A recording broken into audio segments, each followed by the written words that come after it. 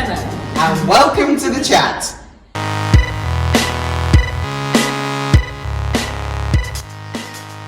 If you can hear any outside noise, it's the choral cows. We're in North Yorkshire. Bear with us. They will be on throughout this entire chat. Today we're going to be talking to West End extraordinaire, leading lady, TV presenter, concert singer Shona Lindsay, and I'm really excited to talk to her today because we've got loads of questions. Oh, she's a phenomenal human being. I am so excited to have her on. I know that you've spoken about her loads and just so super excited.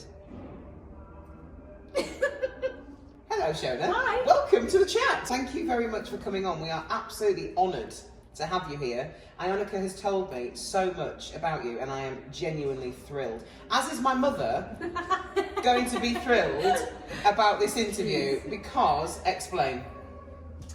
Well, you've had a very long career, a very successful career, and it started at 12, but we know you from shows like Phantom, Annie, Chicago, Top Hat, The Sound of Music, Chicago, as Peter Kay says. Oh, Chicago.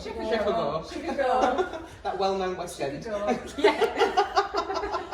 So looking back, did your 12-year-old self know that that was going to be your career path? Definitely not. I kind of fell into what I do. There was always music at home because my mum was a singer and my dad was quite gregarious. He lectured quite a lot. So there was sort of the public speaking side of it, I suppose, kind of came from there. But I never thought about being a performer per se because I didn't do dancing classes. I didn't do all that usual thing that maybe kids do on Saturday morning. So no, when I got my first job, which was kind of weird because a neighbour had heard me sing and had said to Mum and Dad, you should send your little girl for Annie. When I got Annie for the first time, I was like, oh yeah, this is fun. It wasn't until I stepped foot on stage that I thought, oh yeah, okay, this is what I want to do. And I did know from that point. Oh, you did? Yeah. What was it about being on stage that made you think, yeah, this is for me? Well, weirdly, because I know a lot of people, when you do talk about performing, they sort of go, I don't know how you do it, I don't know how you stand in front of all of those people. Weirdly for me, I find it very freeing. And actually it took me quite a long time to come to concert work, and I'm kind of jumping ahead with my career. I very much was a character-driven performer, so I had the wigs and the makeup and the costumes, and so you could kind of immerse yourself in a character.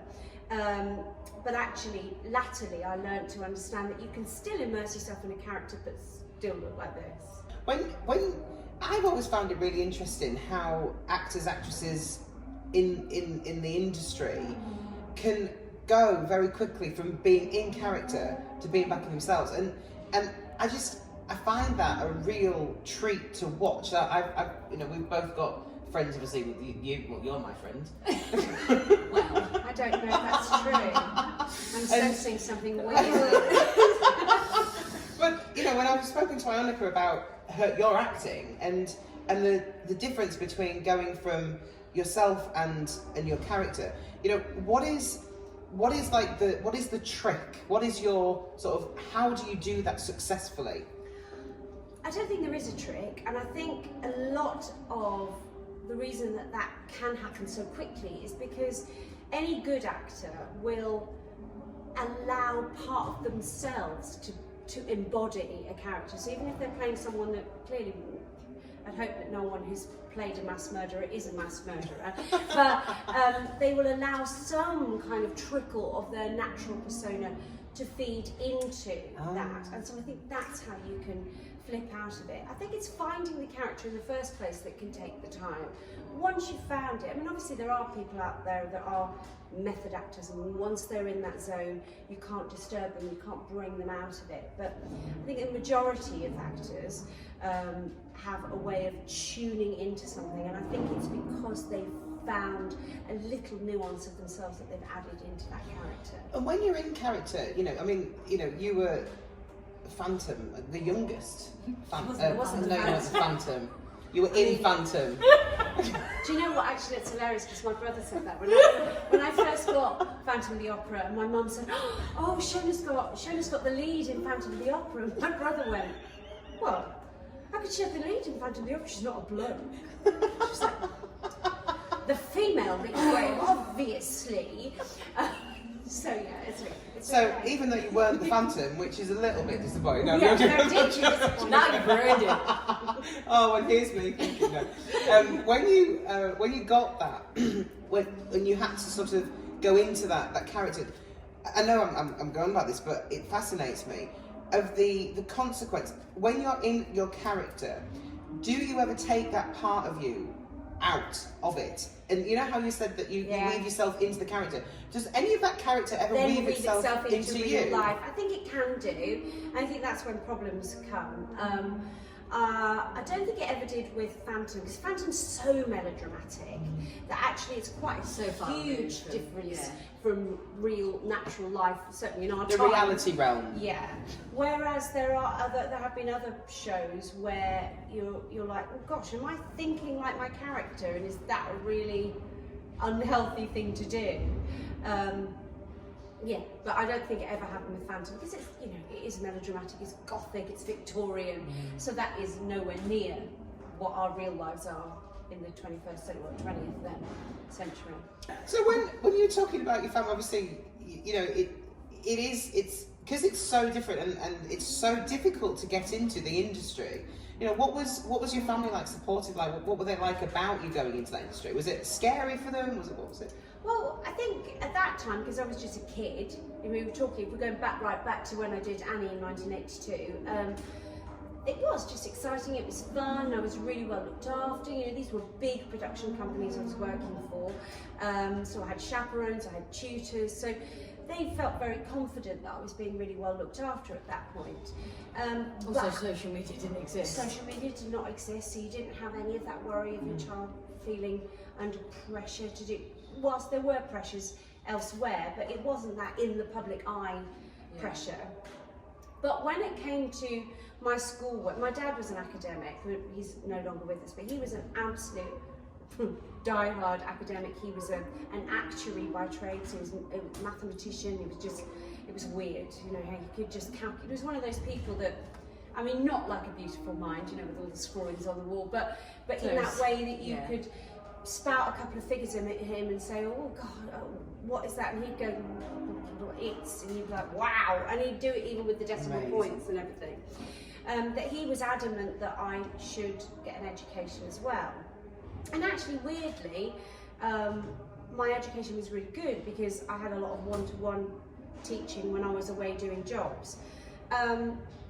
But we did come to blows a little bit when I left school, because he didn't want me to leave school at that point. I got cast in a soap, and I was only cast for 3 episodes, and that was fine. It was just going to have some time off from my A-levels to do it.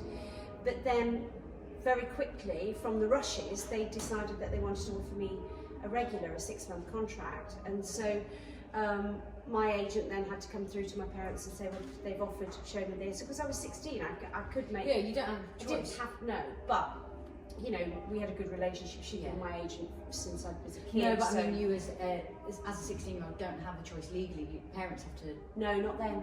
Oh really? No, as class, you could still... Back then, at 16, you could leave school and do, your parents didn't have the choice there. Oh wow. But my dad was like, no, you can't finish your A-levels, and you've got to finish your A-levels, and I was like, Dad, this is a one-off. Getting a job in a soap, in a big ITV soap, this is a one-off that could never happen again. I can pick up my A-levels and I could go to university later if that's what I want to do, but Crossroads isn't going to be there forever. So I just kind of ignored him,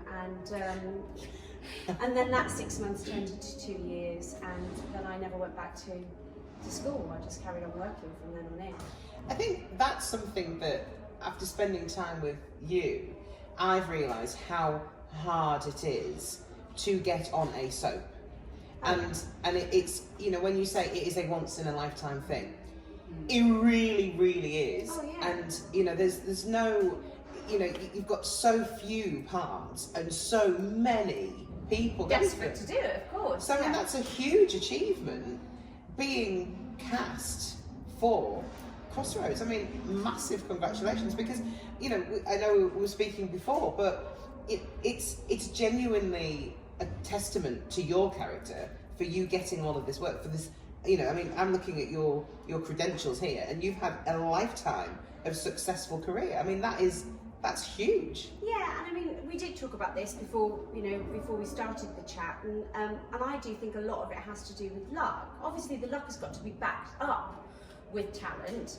You know, if the door opens, if you then walk through the door and you crap, then you're not going to get the gig. But also, sometimes there are really incredibly talented people out there that the door just doesn't open at the right time. Yeah. So I think it is there's a bit of both in there. But I also do think there's something about being proactive, and there's something about, that I've known you for quite some time, Ionica, that the proactiveness within our industry, which can be very, very difficult to break into, is so important. There are a lot of people who think that they go into the industry and the doors will just open for them. And yeah, it does happen for a very tiny percentage, if you're lucky. But for the majority of us, it's about keeping people aware of what you're doing and what you're doing the right way. Again, coming away from social media, being careful about what you post on social media, because it can backfire so quickly. Yes. And it's happened a lot recently. Yeah, of course. The court case in the stage and stuff like that. Obviously, I'm not going to comment on that, but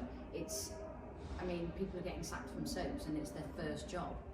And it's something that they've worked for, and like I say, it's like winning the lottery. So I'm really interested in, something that we picked up about the look and confidence. So to do what you've done, right? For me, I'm looking at this and I'm just thinking that's the world's most confident human. I mean, how much confidence do you have to be in your role, of what you've been doing? So you have to be thick-skinned in order to be able to deal with the amount of knocks, because for all of the great credits that you're reading on your cards there have been another 90%, so if that's 10%, there's been another 90% of jobs that I haven't got. So therefore, you've got to understand that it's not a personal attack if you don't get a gig, So that's one side of perhaps what you're thinking about of confidence. But I think it's very interesting. I think we've probably all heard lots of stories about comedians being very sad people in real life, and but actually getting on stage or going to the comedy club or whatever it is a way of bringing that humour out of them. And I think that's very much the same with actors. You can be the most confident person in front of a camera on stage, but actually in real life it doesn't take much to knock you. And by real life, I mean real life. I'm not talking about the audition process. I mean family, friends, relationships, how you look, all of those insecurities that we might expect big Hollywood stars or someone who's got a half-decent CV like me would never have. We've all got them. We just maybe cover it a bit better. We've got a bravado, a cloak. I have something... It's a work face though, isn't it? It is a work face, and I have something that I put on. I don't know if I'm allowed to use the word. Am I allowed to use the word? Go for it. I put on a shit suit. Well, that's our new favourite phrase. So a lot of people often think, what's it got to do with the dog? They'll say, what's a Shih Tzu? And I'm no, Shih Tzu, it's my terrible diction.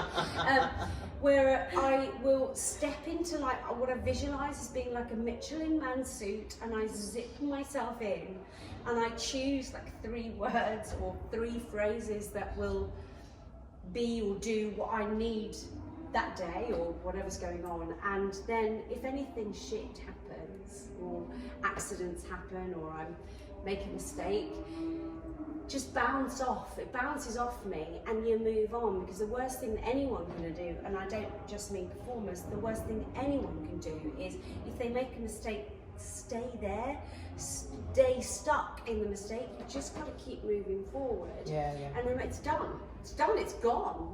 Move on. So discovering my Shih Tzu was one of the best things for me. Just to tell you about the noise in the background, we've got a few moves behind us. We've got the auction mart. We wanted a Yorkshire feel, and we felt that we didn't really need to pay for royalties and a soundtrack of mooing. We just got the cows in. I love them. They are very relaxing. It'd be better if there were a few little oinks in there too. Little oink oinks. That would really stink though, wouldn't it? No, they're not smelly. They're not smelly. They're not smelly. So clean. They're clean, but they stink. No, they don't. Really? I could cuddle them for hours. I love pigs. Really? Got to keep this in. So the confidence that you have in your acting career, and how does that transfer into your normal people life? It genuinely, utterly does not. Right. Because I think when you, if you were to have that confidence in real life, or the bravado face, the professional face that you were talking about, Veronica, if you do that, then you're never your real self with your friends, with your family, with your loved ones. And I'm sure that maybe there are some people that do that, but then those are the people that we think, we never really got to know the real person. You know, I think that goes for being a nice person as well, because someone can be an absolute moron on screen and then be a really nice. It doesn't mean. I don't think it's the same thing, isn't it? I think. Yeah, and you can be a nasty person in real life. And play well, this is what I was saying earlier on about, you know, I would hope to think that the people that play mass murderers or serial killers haven't actually done that in real life. You know, you've just got to find some nugget of truth there. But I have never been able to have that bravado and defense mechanism maybe in real life at all. And what about self-belief? You know, I mean, I'm a huge advocate of, you know, what you believe you can conceive, and you know, looking at your credentials, it's you know, I'm thinking your self-belief of what you are capable of and what you can attract into your life must be really high. How much self-belief work do you do? A little bit. I mean, not a huge amount, and certainly it's not like a meditative thing that I do. I'm just very aware that if I have negative thoughts before perhaps going into a casting or an audition situation or a performance, then that could very easily unravel and become apparent in a performance. But it's interesting you say that, because if you kind of go way back to just before I got Phantom, well, just before I got the music of Andrew Lloyd Webber, really, which then led to Phantom, I was in a situation where my home life was not good, and I had a little journey, I had a sort of 35-minute journey into town to do any auditions, and that was enough time for this person in my life to plant those negative seeds and for me to allow them to take root. And by the time I'd got to the casting, got to the audition, I'd almost talked myself out of the job. And it wasn't until I kind of removed myself from that negative situation, only at that point for a couple of weeks, but it was a sort of experiment. My agent was very astute. She said, why don't you go and stay with a friend for a while, and then you can really focus on your auditions. Why don't you do that? And then suddenly these jobs started coming, because the person I was staying with was going, have a great one, you're going to be brilliant. And so that 35 minutes on the train was all about feeling positive and going in, hitting the ground running, as opposed to talking myself out of the gig before I'd even started. You know, going on that, what's your favourite job that you have successfully acquired that you are so proud about? Because I think people don't really understand how hard this is. You know, like you're saying, it's about being proactive and it's about being constantly on it. Yeah. What's like the proudest moment of that work? There have been lots, actually, because I've been, we talked about this earlier, and I'm not for a second comparing myself to Madonna, absolutely not. But what I'm saying is that it's the reinvention all the time that I think you do need to do in our industry. I think very early on, if we use Phantom as an example, it's such a well-known show, and it has such a specific sound that it then pigeonholed me in a lot of people's minds.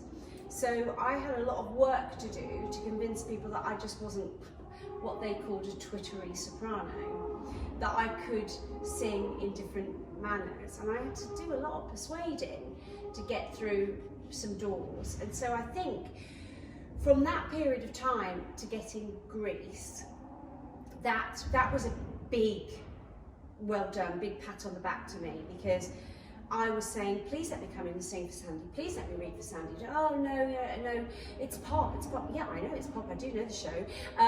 Let me come in, I think I can surprise you. No, you're just not really right for it. Please let me come in, because I know that I'm right for this job. And then going in, knocking it out of the ballpark, and then actually saying openly in front of the entire panel, we were wrong, thank you for pushing us, the job is yours. Amazing. So that's one of those kind of... There's a fine line, well isn't done there? Yeah, for sure. Between being proactive and annoying. And then pushing. Yeah. Yeah, because you know your own sound and you know what your own voice can do, equally in a way that you wouldn't go for a job. Like Yes. if your agent says, oh, go for this. No, because I don't. Like, if someone put me up for Phantom now, I'd be like, no. Yeah, you're not going to get it. It's not Yeah. your sound. Why on earth are you pushing me to go? Exactly, yeah. Yeah. But on the flip side, like you were doing, you're pushing because you have the confidence that you know that your voice can sound like that in that way. And that's education, and that's training on your behalf as well. It doesn't come without the hard work. And that's another thing that it's that 5 minutes of fame. People go, oh yeah, you were so lucky to bag that job. Well, actually, I've just been working for the last 10 years. That's got me to this point. It isn't just the first good job that I've had. Well, I'm not a football fan, as you know. But I did see something that Lionel Messi, I don't know how you pronounce it, he posted just the other week. Mr. Messi. Mr. Messi. Will that do? I don't know his name, so I can't So correct Mr. it. Mr. Mr. Messi, yeah. Mr. Messi. But he posted something about being an overnight success. It took him 17 years to become an overnight success, but it's that 17 years that people don't see. They don't see all the work behind the scenes. They don't all see all the getting up at 4 o'clock in the morning and going for a jog, or training in a gym before you get out on the pitch, and all of that side. They don't see that. They just see the final adulation of him kicking a goal. And that's the same with performers. They see you in a West End show, or they see you on a concert platform, or they see you in a soap. They don't know that you were spraying perfume in someone's face in a department store. To pay for a singing lesson at the end of that week, or so. What sort of work do you do on a consistent, regular, habitual basis to keep you at that point? Because it must be continuous. I sing every day, even if it is just my 15-minute warm-up in the car. I've got my CD in the car. In fact, my actual original CD is somewhere in Germany as we speak, because I had a problem with my car and they removed the entire central control panel. I thought they were just going to take out the CD bit. Or no, I actually thought they were just going to peel the little bit of plastic off the front and put another one on. I don't know what I thought they were going to do. But then, no, they took the whole computer unit out. And then when I went to do my warm-up the next day, I was like, and I'd had that CD for 10 years. I was like, it was like my perfect warm-up. I was like, hey, was there a CD? Well, there might be, but it's on its way to Dusseldorf now. I was like, right. In terms of fitness, I do yoga virtually every day, and so I'm always doing something. And yoga is not just for fitness; it's really great for your breathing. So as a singer, I find that is it's actually transformed my breath control, because I always attribute Barbara Streisand to being my best singing teacher that I never met. I love that. Because I would listen to her over and over again, her phrasing and her breath control, and I was like, I need to be able to do that. So breathing has always been a massive thing for me with singers. It drives me mad when people don't breathe. I know who you're talking about. She doesn't breathe in life, let alone singing. I know, we're just taking a photograph. I only go, breathe. When it comes to singing and breathing, there is a lot of similarities between athletic performance and my background is athletic performance. So when and I was also a singer before I went into competitive athlete training. And what I noticed when I was singing and competing, that my ability to breathe was phenomenal. So, you know, from a strength perspective as well, you know, your vocal muscles are still muscles, and without training them on a daily basis, it's like you've got the world's strongest throat. Yeah, I've heard you, and it is phenomenal. This is the thing. It is a muscle. The voice is a muscle, and I think a lot of young singers, a lot of untrained singers, a lot of people that go into the pop industry and just, you know, they've got a natural ability, they're open their gob and something lovely comes out, don't actually realise that it is a muscle. It needs warming up, it needs maintaining, it needs a lot of exercise, and it needs to cool down properly as well. I did not. I only found this out the other day when we were talking, when we had a singing lesson together. I didn't realise you needed to cool down. Well, of course, it's a muscle. I know, and it makes so much sense. And I was like, oh, if you think a 2.5 hour long show is like, I've never cooled down in my life. well, it's like running Just a went outside. Talkie air. Yes, but see, that is when you have problems, because you hit the talkie air. If you're talking about panto time, it's blooming freezing. Yeah. You've gone from hot, stuffy theatre where you've been using your voice for 2.5 hours just for one of those 3 shows a day, so 7.5 hours a day. Then you go out into the freezing cold and it goes and everything spasms, and that's when you have vocal problems. So you just need to gently cool it down so that suddenly not doing something is not, well, it's just a muscle. And in the way, I think people don't think about it, you know, in the way that if you do a bit of training and then your hamstrings are sore, you can kind of get in there, can't you, and give them a rub. You can't get in there and give them a rub. So, Have you ever had a vocal massage yes, before? oh yeah. Are they as painful as Oh, they're horrific. Because can you just explain what a vocal massage is? Yes, they're brilliant. I mean, I wouldn't be without a vocal massage. And I think the more you have of them, and I suppose it's the same with anything, as someone being an expert in fitness, you know that you can kind of self-adjust as well, and you can help yourself. There are certain things that you can do for yourself with vocal osteopathy, really, because it is behind something. The muscle is behind something, so you actually need to be able to manipulate what the muscle is attached to in order to help the muscle, because you can't actually touch the muscle. So obviously with a guy it's much more apparent, where I have to be careful where I put my hand because of the mic, but it's much more apparent where you're aiming for, because they have an Adam's apple. But we all have a visor, even women have a visor, and that's slightly kind of gristly little bit of cartilage that you can feel in your throat. If you put your finger on it and you're speaking, it vibrates. Your vocal cords are behind there. You can't get the visor out of the way and get to them. So it's about manipulating everything around it, which then allows the vocal cords to relax themselves. You can do that with exercise, and you can also do it with manipulation, but it is blooming painful. Of course, there's only so much pain you can inflict on yourself. So going to an expert, but you have to go to an expert. There's no point just walking into a normal osteopath or a normal masseur and saying, oh, could you have a go at the throat?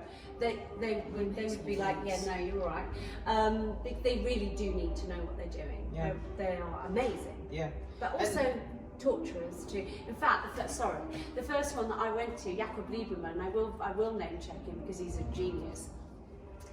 He's an Israeli guy from the Israeli army. Well, you knew that. You knew that when you were on his table. He was taking no prisoners. But I was a little bit in love with him. I used to lie on that massage table. He had this really hairy jumper that would be right up against your face as he's like getting in there. And I'd be like, you can do anything you like, yeah. Anything, Jacob. Come down heavy on my hand. It was amazing, yeah. Why is it you want to be a little girl? That's what he always used to say.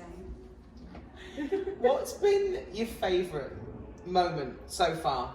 Well, obviously Annie, I was teeny tiny, but I think Phantom was such a huge occasion because it was huge for me, but it was also huge for the show because it was the 5th anniversary of the show, so it was a big hoo-ha about it as well. And Harold Prince had been brought back over from the States to redirect it, and I think that has to be like a huge thing, and it always will be.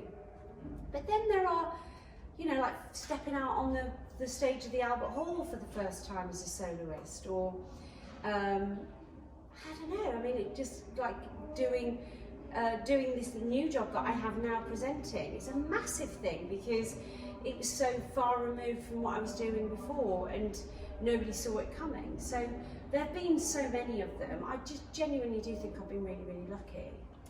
Going into your presenting role at the moment, it has a real sales element to it. Oh yeah, and I know nothing. Well, didn't know anything about sales at all. I mean, presenting, fine. Working in front of the camera, absolutely fine. Making an engagement with an audience, no problem at all. But sales, no clue. And so yesterday, it's so interesting that we're talking about sales now, because yesterday somebody was explaining to me how to be an amazing salesperson, and you create a coat hanger for somebody to hang the reason that they need to buy from you on, right? And you know, for me, all the salespeople that I know are just really, really, really good, likable people. I think we do buy from people. We don't buy People buy people. yeah, a product. Yeah. You know, yes, of course. In order to, if you're buying a bed and you walk into a bed store, you're sort of halfway there. But also, if the person that comes up to you or doesn't come up to you, there are plenty other options. There are plenty other retail outlets, aren't you? So you go, I don't like them. I don't want to give them my money. I'll go somewhere else. So yes, you definitely do. The final finish line, you are buying from people. If you tune into Ideal World, where I work now, and you tune into a fashion show, you've probably already said, I might buy some clothes today. But if you turn on and you go, God, she's annoying, you're just going to turn off. But then, you know, 4 hours later, that same fashion show might be on with a different presenter, and they might buy from them instead of me. You know, so it is definitely a case of being warm, being engaging, and not taking it too seriously as well. I personally don't think, and I don't think I couldn't do it, hard sell doesn't work. I couldn't lie to anyone. You know, I would have to speak within my own limitations of what I thought about that particular product. I love the fact that you were Christina Phantom, and now you're a presenter on Ideal World. Cheeky pants on selling Ideal to my World. sister, and who is genuinely probably your biggest client. And Cheeky pants. oh, not cheeky pants. No cheeky pants. She did cheeky pants. It's phenomenal that you've been able to go throughout the whole of your career, going from one to the other, and then ending up at diametric opposites of the spectrum. And I mean, how does that sit with you? Would you rather be back in the theatre? Would you rather be more presenting? What is it? Is it just the industry? Is it just job? Or I definitely wouldn't want to be back in the theatre. That's not for me. The 8-show week, I've done it. I feel I've achieved the things that I wanted to do, and I have no regrets when I look back at it. So really happy. I always want to sing, which is why I've continued my concert work and my recording work, and I do the occasional film session, which is great because then you're surrounded by other singers and it's good fun. But presenting is definitely where my heart is now, and again, weird because it happened by accident. And many, many years ago, I mean, I'm going back 20 odd years, people say to me, you'd be a great presenter. Oh, no, it's not for me, I couldn't do it. And now, I'm like, maybe I should have done it back then, but I don't think I was in the right place. Yeah. I don't think I felt confident enough to just be Shona.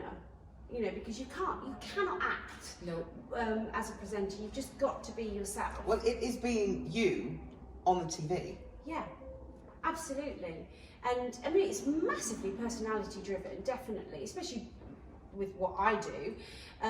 It's not.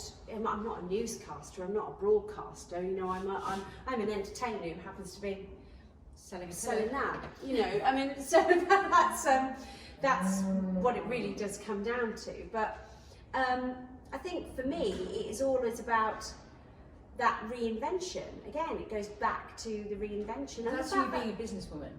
Yeah, it's a and business. And there's the showbiz again. It's being smart.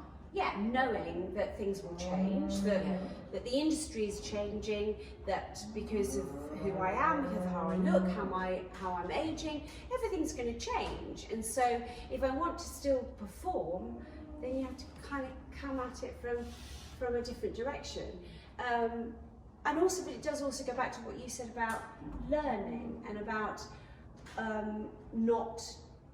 you don't just pitch up, you don't just do a job. There's a backstory to everything you do, and I've really enjoyed learning because, and as you quite rightly said, I knew nothing about retail.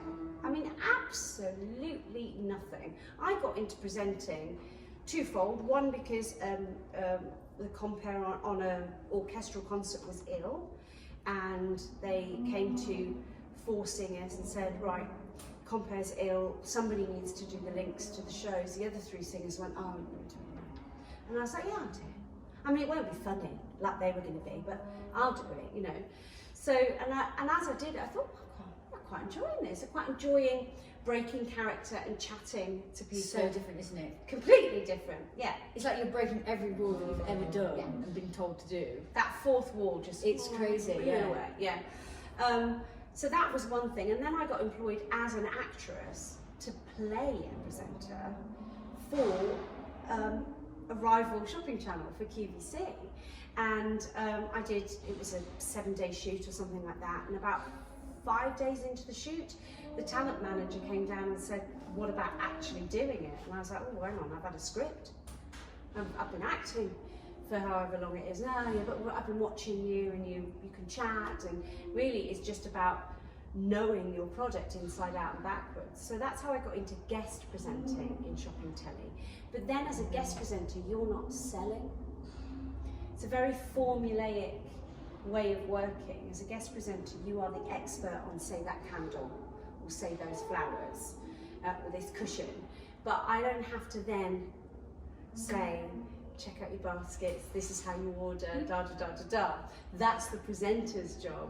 And so then when I moved to Ideal World as a guest presenter and was given the opportunity to become a main presenter, again, that was the learning curve for me, because I was like, I don't know anything about selling. So again, it was just watching, pulling on what everyone else was doing, these amazing people. I don't know how they do it, I still don't. I still feel like I'm blagging it. You're not blagging it. You're really good. I love it. I mean, you know, Ionica's shown me your singing. I've seen you on Ideal World. My mum obviously is the Phantom of the Opera's biggest fan in the entire world / obsessive lunatic. She's those ones that we go. They're really got a picture of me on her chest. She asked me to sign a boob or something with a Sharpie at the stage door. But it's just so diverse. There's so much diversity there, and it's, you know, and we talk, you know, go back to the look thing. Is this, you know, would you at 19 or, you know, very early on, would you have seen and mapped all of this out? No, absolutely not. At 19, and I think most of us can honestly say that, at 19, you should be having fun and kind of discovering what you love. And at that point going, oh yeah, this is brilliant. I want to do this for the rest of my life, or for as long as I possibly can. You know, at 19, at 20, when I went into Phantom, I was like, this is amazing. But you kind of live for the day when you're that age, don't you, when you're early on? I mean, and also I think as you get older, you get pressures, you get a mortgage, you get family, you get bills to pay. When you're 20, I mean, if you end up sleeping on someone's floor, it doesn't make much difference, does it? You know, so it's really not the end of the world. It's a little bit awkward at 40. Sleeping on the floor of your mates. It's really awkward at 51, let me tell you. So I've got a question for you. I don't want to talk about the pandemic at all in all of this. You just have. But I want to, for someone that has been in the theatre industry for so long, how do you think that theatre is going to recover from this? Because we're filming at a point where we're just on the cusp of reopening. We've had, the industry's been absolutely battered. Decimated. Yeah. How do you think, personally, from your experience and seeing the industry change, how do you think it's going to recover? Genuinely, really slowly and with great difficulty, because I think even despite the fact that we're starting to see things opening a wee bit, and we're able to wrap up against the cold and sit outside and have a drink with a friend at the moment. If someone's watching this in 3 years, you'll be like, what? Oh yeah, we did that, didn't we? I think people are still very nervous, and will be for a long time, about being close to people. I think we've still got to overcome, are there going to be passports, are there going to be some sort of traffic light system with people being able to go into crowded spaces, and that's just the audience. Yeah. Then you've got to deal with the cast as well. How do you musicians.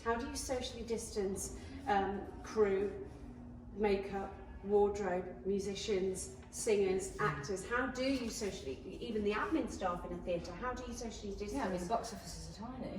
Everything's teeny tiny in Yeah. theatres. I mean, so I genuinely think it's going to be a slow, and I think it is going to be a really hard recovery. Yeah. I think talking about the gigs, concerts and things that are starting to rear their heads at the moment, they're going to be done on a loss, or at the very best a break even for a year, 18 months, I think. And I think also what's happened with the industry in terms of,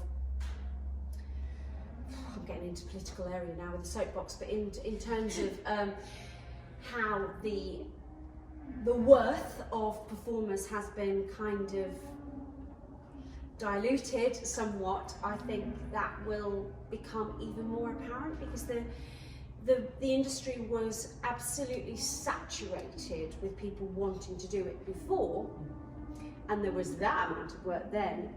There's going to be half that amount of work when it comes back. So the producers have got their pick in terms of offering people less money to work. For sure, yeah. I think it's going to be, Phantom Shut. They strip the theatre out. They'll put another version. Have you seen that they've reduced their orchestra already? Yeah, well, that's what I mean. It's going to go down to 13. It's going to go down to everything on synthesizers. You're not going to have those beautiful real strings in the pit. You're going to take out you're not going to have 6 swings. You're going to go down to 2 swings. Everything's going to get reduced down, and even at principal level, the wages will come down, because they will have the choice of everyone to do those jobs.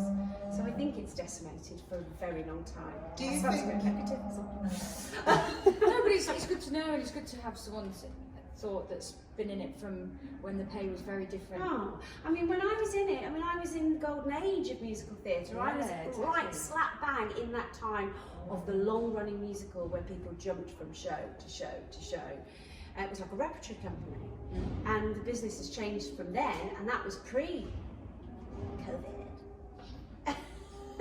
How do you think it is going to change from an enjoyment factor? I mean, what's that going to do for the for the love of the theatre? Because I mean, I love going. We went to the theatre together, didn't we? That was a funny experience, and we went to see the Rocky Horror Show, didn't we? Oh, did you dress up?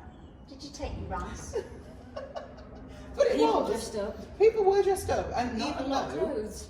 it was the first time I'd been to see it, the first time you'd been to see Very much it, the first time. I didn't know really what to expect. I knew that the genre of what it was, but I didn't know what it. We got warned before we went. I was going to say, I hope so, because otherwise you must have looked like right idiots. We did. We weren't wearing corsets. We were the idiots that weren't wearing corsets. I was going to say, I bet you were like, I'm going to wear a corset. Oh dear, I wish I had now.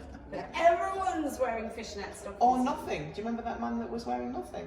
Nothing at all. Etched in my memory. Yeah. Nothing at all. Yeah. Stood up in the half time. In a mainstream theatre. Yeah. Yeah. They let him in. Well, I think he came in clothed Yeah. and got so excited. Then he stripped off. Totally. But that was that was one of our funny experiences, and it was, even though obviously we've been to theatres and stuff before, and it really is a hobby or a pastime, and it's something that you love. I've grown up in a theatrical family, and it was a real treat to go. And how do you think that's going to change? Because it will, surely. Yeah, I think so, because I think also, you know, for a very long time, we're probably still going to have to wear face masks and things inside when we're near to people.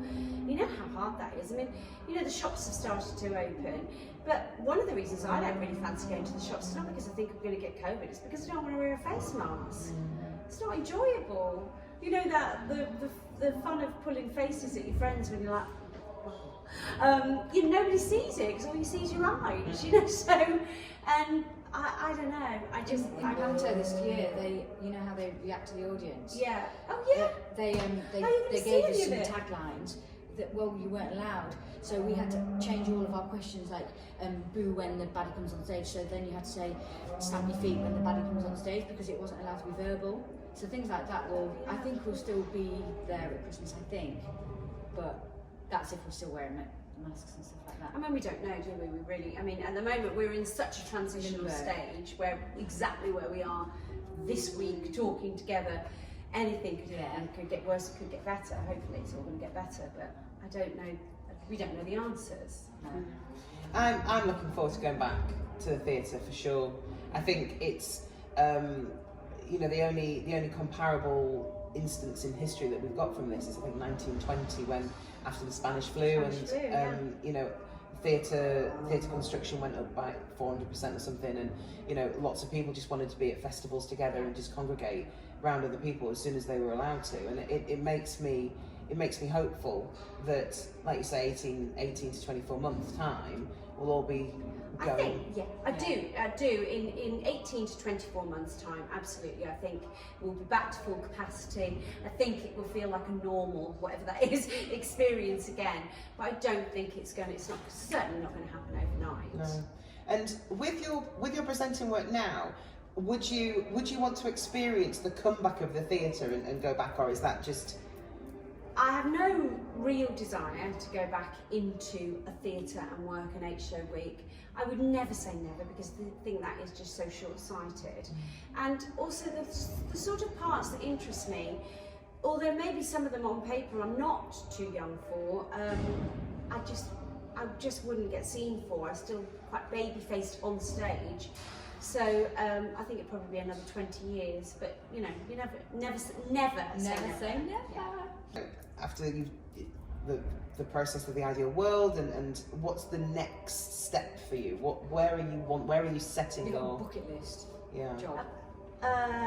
Any job in the world, you go, this is my job, thank you. Well, my dream job is Homes Under the Hammer. Yes! Oh, I can see it.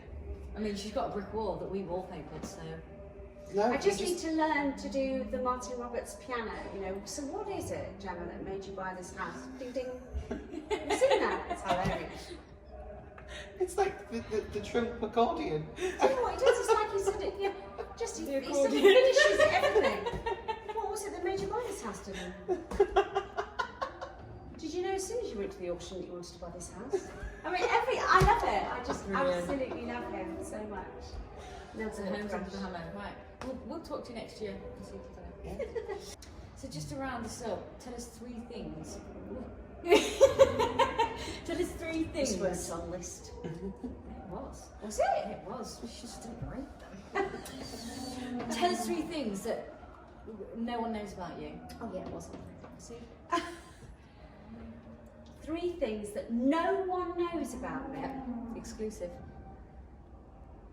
Party trick. No one knows. No. And if there are 3 things that no one knows about me, Or that little amount of people. little amount of people.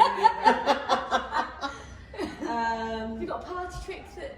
Party trick? No, I can't do any tricks. Okay, right. But you can do everything else. 3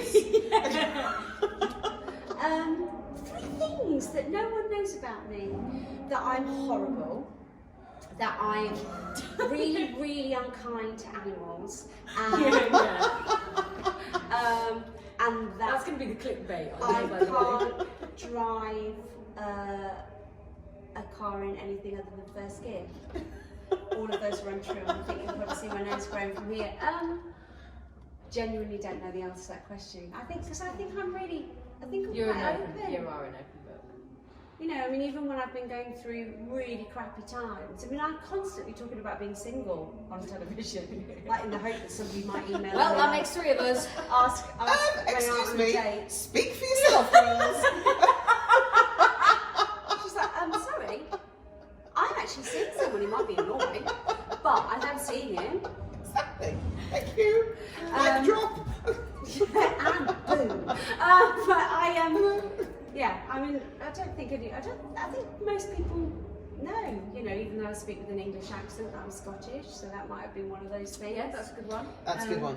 Is that a good one? Did It's you a not great know one. I that? didn't know. I didn't. What 3 things that I don't know about you? Okay. That's even better. There we go. Alright, so I'm Scottish, I was born in Edinburgh. That's awesome. Okay, so there's one. What else? That's one. I've got my second toe is longer than my big toe. Is Oh, that means that you're famous. Oh, that's an actual thing. Genuinely. If your second toe is longer than your big toe, that means that you're famous. Right, who's told you that? It's the truth. It's- It's the truth. But I mean, what does it do? It's the It truth. didn't grow after I got a gig. No, it totally did. So what happened?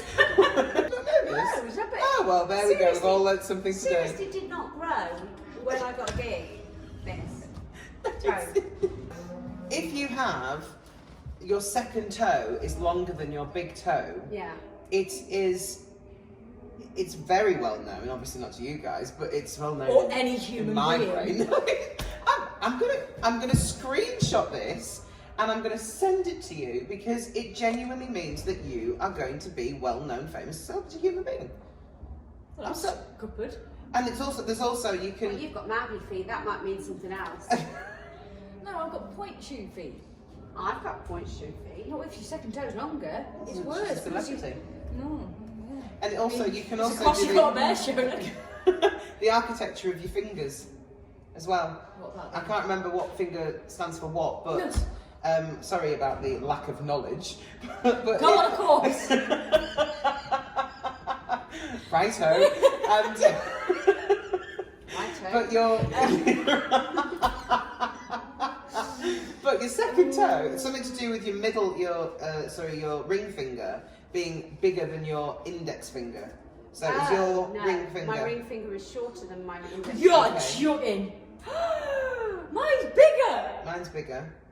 So we Your all ring have. finger. So My your ring ring finger finger is is Smaller shorter. than your index finger. Yeah, that's my index finger, which is. See, mine isn't. So this is my ring finger, and that's my index finger. My ring finger's bigger. Oh, I did not know that this I was didn't know this was a thing either. Oh, it's a, Live long and prosper. yeah, it's a real thing. So if you look at the shape of your feet, Live long and and prosper. Oh my god. oh, You don't know what that is? Live long and prosper. Star Trek. It's Spock. Never seen Star Trek. Is Or it Star Wars? no, Star Trek. I've Star got a Trek. dog called Chewbacca and she hasn't seen Star Wars and this is distressing to me. Hey, look, I went for an audition for Star Wars. I waited in line for 7.5 You even hours. look like Natalie Portman. She always says this. I don't think I do. She But does, it's freaky. I had a white dress on and went out for a meal once, and my It's hair. freaky. I'll show you a picture later. I'll put it on here. But yeah, Amazing. I wore a white dress, and I think I must have just had my hair the So same. you had your hair down, but like in almost like a little bottom knot there. I was like, Yeah. oh my god, it's like Natalie Portman. Yeah, Oh, yeah. Yeah, I can see it. and my makeup was different, I think, as well. True story, bro. I think you had got a pink lip rather than a nude lip. Shona's like my stylist of life. Oh. In everything. Well, Shona, yeah, I can see that. I mean, I don't think there's anything that you haven't done. And, you know, I mean, you've not just done it, you've absolutely smashed I life. haven't robbed a bank. Well, I mean, There you go. There's another third thing that you didn't know. She has not robbed a bank. I'm slightly disappointed. I robbed a bank. I have crashed a car. Haven't we all? It wasn't my fault though. Just doing a disclaimer. Just No, it wasn't my fault. I know it wasn't. It was a drunk Latvian HGV driver hit me on the A1 twice. God. But no, I honestly, I'm so grateful that you've come to chat to us, and you are be. one of the most phenomenal human beings I've ever met. I think you are absolutely outstanding, and you know, to be in the industry as successfully, as long as you successfully as you have is totally inspiring. And I think also for you, you know, knowing that Ionica has got you as her friend, her mentor, a sort of, you know, life guru, life coach. You know, you know, it's, you can really see how you've influenced. You know, I think Ionica's one of the hardest working people I've ever met. She is, and that's going back to that proactiveness that I think you need to succeed in our industry, and remembering that it is, there's a lot of luck, but it's also that you have to direct that luck. Yeah. That's something that you've got in spades. And you know, one of my greatest principles is if you learn something, you can teach it and you can share it. Yeah. And I just think that sums you up. I think that, you know, you've got that real essence of connection about you, and I think that's probably one of the reasons why I believe, you know, seeing what you've done, that you are as successful as you are, because you can really connect not just with others but with yourself. And I think that's an amazing talent, and just well done for being an amazing human being. Oh, thank you. But thank you very, very much. Thanks, good luck. Thank you. Thank you.